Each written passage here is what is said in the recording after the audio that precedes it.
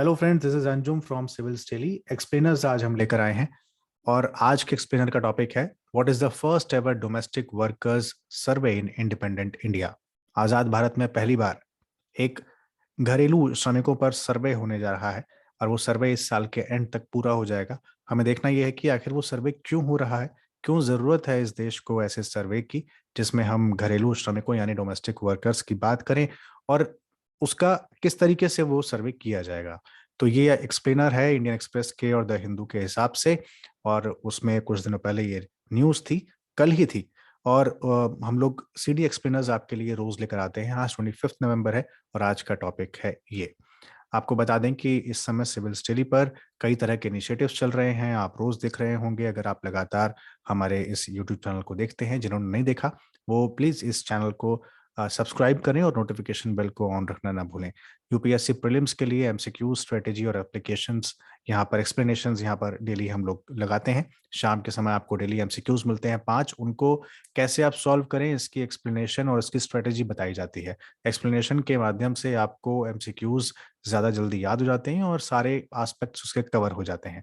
UPSC mains के और prelims दोनों के हिसाब से डेली करंट अफेयर्स का एक वीडियो आपके लिए आता है। उसके अलावा एडिटोरियल और ओपेड आता है जहां पर हिंदू, इंडियन एक्सप्रेस और बाकी तमाम अखबारों के ओपेड्स को है सिंप्लीफाई करके डिस्कस किया जाता है। और एक्सप्लेनर आता है जो अभी आप देख रहे हैं। इसके अलावा प्रीलिम्स, मेंस, इंटरव्यू, इन तीनों के लिए क्या इंपॉर्टेंट हो सकता है और किस तरीके से तीनों की कॉम्प्रिहेंसिव तैयारी करें, इसके लिए हर वीकेंड को आता है हमारा यूपीएससी टॉपर्स के साथ एक वेबिनार। तो आइए शुरुआत करते हैं और देख लेते हैं कि आज का ये जो टॉपिक है वर्कर्स के सर्वे वाला, डोमेस्टिक वर्कर्स के सर्वे वाला, वो प्रीलिम्स और मेंस के हिसाब से कितना इंपॉर्टेंट है। प्रीलिम्स के हिसाब से है क्योंकि ऑल इंडिया सर्वे है डोमेस्टिक वर्कर्स, तो पूछ सकते हैं कि डोमेस्टिक वर्कर्स क्या होते हैं, तो आपको पता होना चाहिए उसकी डेफिनेशन क्या है या फिर इस सर्वे में क्या क्या कहा गया है। क्या ये सर्वे पूरा इंडिया को कवर करेगा या किसी पार्ट को कवर करेगा, तो ये भी देखना है। तो प्रीलिम्स का क्वेश्चन डेफिनेटली बन सकता है। जहां तक बात मेंस की है तो मेंस के पेपर 3 इकोनॉमिक्स वाले पेपर के हिसाब से ये महत्वपूर्ण हो जाता है। तो आइए देखते हैं all India survey on domestic workers क्यों न्यूज में था। क्योंकि recently union minister of labour employment ने first ever all India survey domestic workers जो है उसको फ्लैग ऑफ किया, यानी उसको जारी किया, उसकी शुरुआत की। और ये इंडिपेंडेंट इंडिया में पहली बार हो रहा है और इस साल के अंत तक यानी एक साल के अंत तक ये जो है कंप्लीट हो जाएगा। अब डोमेस्टिक वर्कर क्या होता है, हम किसी टॉपिक को पढ़ते हैं तो हमें ज़रूरत इस बात की है कि आप उस टॉपिक को तोड़कर उसको डिफाइन करना सीखें। अगर यहाँ पर डोमेस्टिक वर्कर की बात है तो जब तक ये पता नहीं रहेगा आप नहीं उसको मतलब समझ सकते हैं। तो डोमेस्टिक वर्कर कोई भी ऐसा व्यक्ति जो किसी हाउस होल्ड में फ्रीक्वेंटली विजिट करता हो और खास तौर पर पिछले 30 दिनों में उसने 4 ऐसी विजिट्स की हों उस हाउस होल्ड में, और उस फ्रीक्वेंट और उस फ्रीक्वेंटली विजिट में उस डोमेस्टिक वर्कर से उस हाउस होल्ड के मेंबर्स ने गुड्स एंड सर्विसेज ली हों। यानी एक व्यक्ति जो आपके घर में पिछले 30 दिन में 4 बार फ्रीक्वेंटली आ रहा है, 4 बार या उससे ज्यादा वो आया है, और उसकी सेवाएं या उसकी वस्तुएं, गुड्स एंड सर्विसेज जो वो प्रोवाइड करा रहा है उसे आपने लिया है और उसके बदले में पेमेंट की है, या तो कैश में या काइंड में। अगर आपने ऐसा किया है तो ये कहलाएगा, वो व्यक्ति कहलाएगा डोमेस्टिक वर्कर। 30 दिन में एटलीस्ट 4 बार और उसके द्वारा दी गई गुड्स एंड सर्विसेज को आपने लिया और उसके बदले दी पेमेंट कैश या काइंड में, वो हुआ डोमेस्टिक वर्कर। कोई भी ऐसा व्यक्ति अगर ऐसे हाउस होल्ड में और गुड्स एंड सर्विसेज में इंगेज होता है तो उसको कहलाते हैं डोमेस्टिक वर्कर। याद रखिएगा, बेहद आसान है, थोड़ा सा ट्रिकी है लेकिन आपको पता होना चाहिए। अब स्टेटस ऑफ डोमेस्टिक वर्कर हमारे देश में क्या है। ई श्रम पोर्टल के हिसाब से 8.8% of the registered 8.56 crores informal sector workers fall in the category of domestic worker. यानी लगभग 8.5 या 9%, है ना, जितने रजिस्टर्ड इस टाइम लोग हैं उनमें से 9% लोग इनफॉर्मल सेक्टर में डोमेस्टिक वर्कर्स कैटेगरी में फॉल करते हैं। इंडिया में इस समय 38 करोड़ के आसपास लोग हैं जो इनफॉर्मल सेक्टर में काम करते हैं, लेकिन उन लोग कई लोग रजिस्टर होते हैं, कई बहुत सारे लोग अभी भी रजिस्टर्ड हमारे यहाँ नहीं है, तो याद रखिएगा।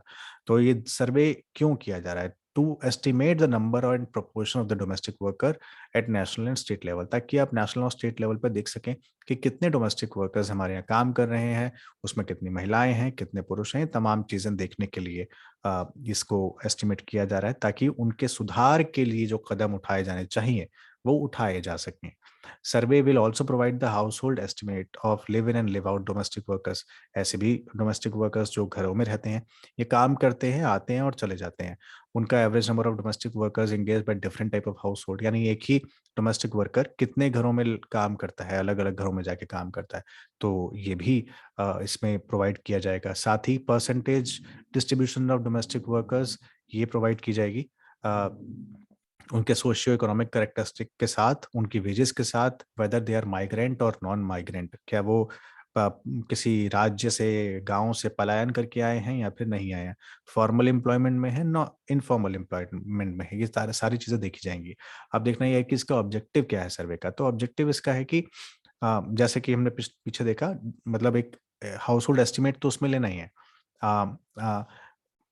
जितना मैंने बताया उसी को तोड़कर यहाँ पर इस स्लाइड में लिख दिया गया है, तो इसको आप छोड़ सकते हैं।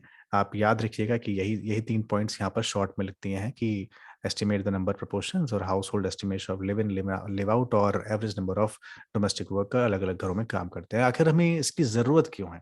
क्या मतलब ज़रूरत क्यों थी इसकी हमें, कि हमने लगभग आज़ादी के 75वां साल हम लोग अगले साल मनाने जा रहे हैं, इतना ज़ोर-शोर से उसकी तैयारियाँ चल रही हैं, आज़ादी के 75 सालों की।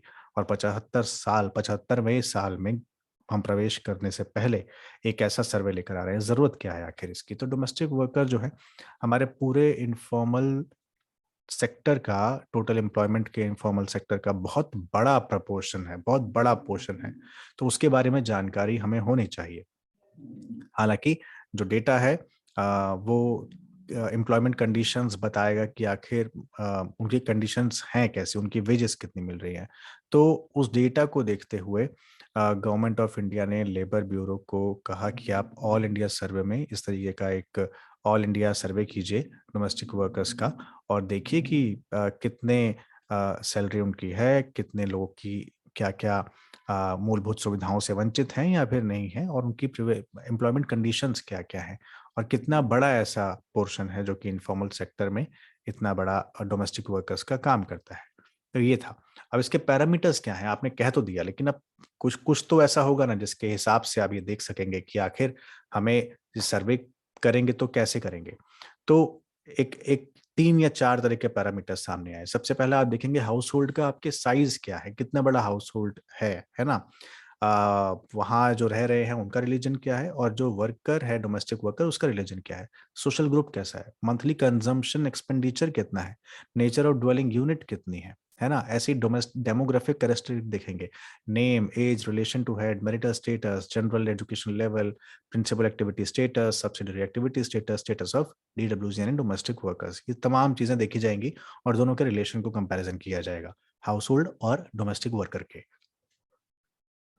इसी तरीके से इंफॉर्मेशन ऑन एम्प्लॉयर भी ली जाएगी। एम्प्लॉयर की जब इंफॉर्मेशन लेंगे तो उसमें ये देखेंगे कि उन्होंने डोमेस्टिक वर्कर्स जो लिए हैं वो किस तरह से लिए हैं, क्या मतलब जेंडर में क्या प्रेफरेंस था, उनके मैरिटल स्टेटस में क्या प्रेफरेंस था, mode of payment of wages क्या थी, क्या वो कैश में दे रहे थे या डिजिटली ट्रांसफर कर रहे थे, कितने दिन काम करवाते हैं, कितना ज्यादा इंगेज रखते हैं, कितने घंटे इंगेज रखते हैं, क्या डोमेस्टिक वर्कर्स सर्विस को कोविड-19 पैंडेमिक के दौरान आपने लिया था या नहीं लिया था, अगर लिया था या नहीं भी लिया था तो क्या उनको मेडिकल सुविधाएं दी गई थी जैसे आप सरकार से मांग रहे थे, आपको दी जा रही थी?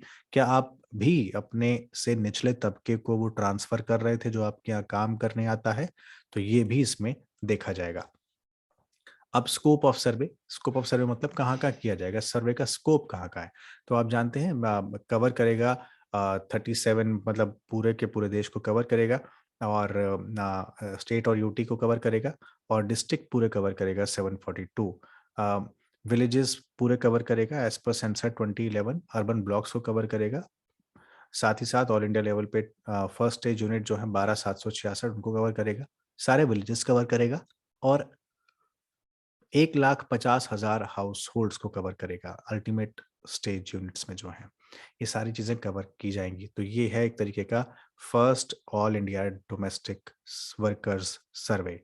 अब ये देखना है, इसमें एक टर्म आई थी, आपने देखा हो, मैंने आपको जब बता रहा था कि 8.8% of the registered 8.56 crores informal sector workers fall in the category of domestic workers. तो ये जो आंकड़ा दिया था, ये दिया था मैंने ई श्रम पोर्टल के लिहाज से। Now we have to see what is e Shram portal. 38 crore unorganised sectors workers को रजिस्टर करने के लिए, और जिसमें लेबरर्स आते हैं, माइग्रेंट वर्कफोर्स आती है, स्ट्रीट वेंडर्स आते हैं, तमाम लोग आते हैं, उनको दिया गया एक तरीके का स्मार्ट यूनिक कार्ड है ई श्रम पोर्टल। और उनको एक कार्ड दिया जाएगा जिसमें 12 डिजिट के यूनिक नंबर लिखे होंगे। अगर अ, अगर कोई वर्कर रजिस्टर करता है ई श्रम पोर्टल पर, और उस खुदा न खास्ता उसका एक्सीडेंट होता है या कुछ इस तरीके की मिसहैपनिंग होती है, तो he will be eligible for ₹2 lakh on death and permanent disability and 1 lakh on partial disability. तो ये था डोमेस्टिक वर्कर्स के फर्स्ट एवर सर्वे पर इन इंडिपेंडेंट इंडिया के बारे में। और आप देख सकते हैं यहाँ पर आपको ई श्रम पोर्टल, डोमेस्टिक वर्कर्स, इन सब का ध्यान रखना है। तो इस तरीके की और भी वीडियोस आप हमारे यहाँ देख सकते हैं। जैसे सुबह आपने देखा ओपेड का, अब आप देखेंगे करंट अफेयर्स का भी, और साथ में डेली एमसीक्यूज का भी। अगर अभी तक आपने ये चैनल सब्सक्राइब नहीं किया तो सब्सक्राइब जरूर करें। अगर कोई क्वेश्चन हो तो प्लीज मुझे कमेंट बॉक्स में लिखकर जरूर बताएं। एक क्वेश्चन मेरा आपसे कि आईएलओ के बारे में आप क्या-क्या जानते हैं? What do you know about ILO, international labour organization? उसके बारे में आप क्या जानते हैं? कब कॉन्स्टिट्यूट हुआ था? कौन-सी वो ट्रीटी थी जिसके बाद उसे कॉन्स्टिट्यूट किया गया था? ये एक छोटा-सा क्वेश्चन है मेरा, ये आप कमेंट बॉक्स में मुझे ज़रूर बताएँ। अगर आप हमारी वन ऑन वन मेंटरिंग लेना चाहते हैं तो उसके लिए आपको कमेंट बॉक्स में देखना होगा, और डिस्क्रिप्शन बॉक्स में एक फॉर्म है, उसको फिल करके आप हम तक पहुँच सकते हैं, और ये पीडीएफ भी, यानी स्लाइड्स जो हैं, इन्हें आप डाउनलोड भी कर सकते हैं। Thank you so much. फिर से कल एक नए एक्सप्लेनर के साथ मिलेंगे। ख्याल रखिए। शुक्रिया।